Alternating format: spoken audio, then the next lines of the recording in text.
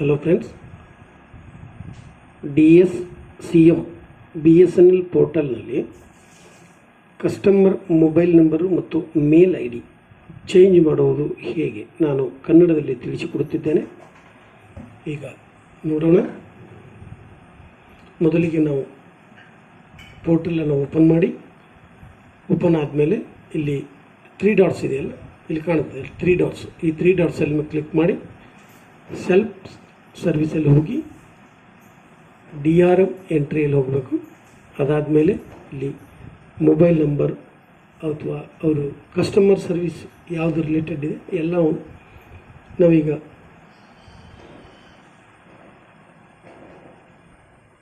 Phone number ಮೇಲೆ search ಮಾಡೋಣ.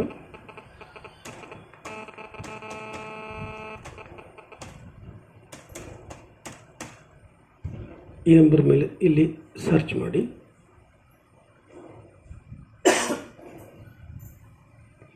ಇಲ್ಲಿ ಆದಮೇಲೆ ಇಲ್ಲಿ ಓಪನ್ ಆಗುತ್ತೆ. ಇಲ್ಲಿ ನಾವು ಸರ್ವಿಸ್ ರಿಕ್ವೆಸ್ಟಲ್ಲಿ ಹೋಗಬೇಕು. ಸರ್ವಿಸ್ ರಿಕ್ವೆಸ್ಟಲ್ಲಿ ಹೋದಾದಮೇಲೆ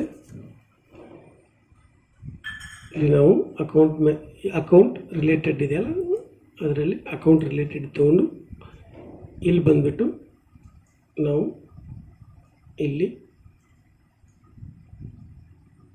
ಪ್ರಿಫರೆಡ್ ಮೆಥಡ್ ಆಫ್ ಕಾಂಟ್ಯಾಕ್ಟ್ ಅನ್ನು ಸೆಲೆಕ್ಟ್ ಮಾಡಿ ಇಲ್ಲಿ ಫೋನ್ ನಂಬರನ್ನು ಹಾಕಬೇಕು. ಫೋನ್ ನಂಬರನ್ನು ಹಾಕಿ ಇಲ್ಲೆಲ್ಲ ಅದು ಡೀಟೇಲ್ಸ್ ತೋರಿಸ್ತಿದೆ.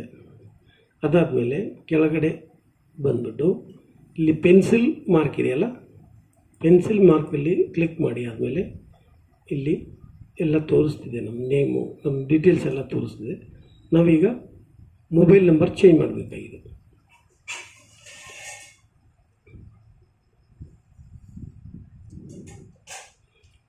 ನಾವು ಇಲ್ಲಿ ಮೊಬೈಲ್ ನಂಬರನ್ನು ಚೇಂಜ್ ಮಾಡಬೇಕು.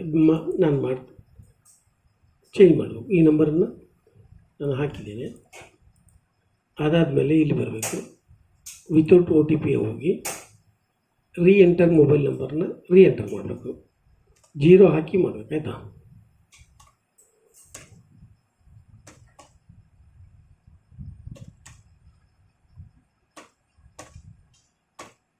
ಈ ನಂಬರನ್ನು ಹಾಕಿ ಮೇಲ್ ID ಚೇಂಜ್ ಮಾಡ್ತಿದ್ರೆ ಮೇಲ್ IDನೂ ಅಲ್ಲಿ ಕ್ಲಿಕ್ ಮಾಡಿ, ಇಲ್ಲಿದೆ ಅಲ್ಲ, ಮೇಲ್ ID ಚೇಂಜ್ ಮಾಡ್ಬೋದು, ಇಲ್ಲಾಂದರೆ ಅದನ್ನೇ ಇಟ್ಬೋದು.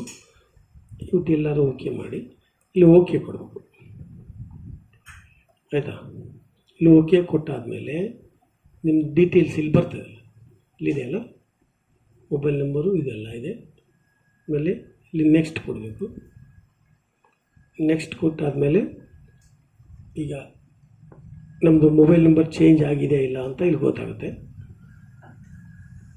ಇಲ್ಲಿ ನೋಡಿ, ಇಲ್ಲಿ ನಂಬರ್ ಚೇಂಜ್ ಆಗಿದೆ ಅಲ್ಲ, ನಂಬರ್ ಇದೆ ನೋಡಿ, ನಂಬರ್ ಚೇಂಜ್ ಆಯಿತು mobile number.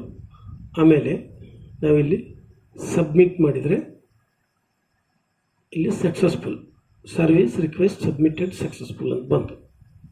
Customer service number ಇಲ್ಲಿ ಓಕೆ ಕೊಡು. Thank you.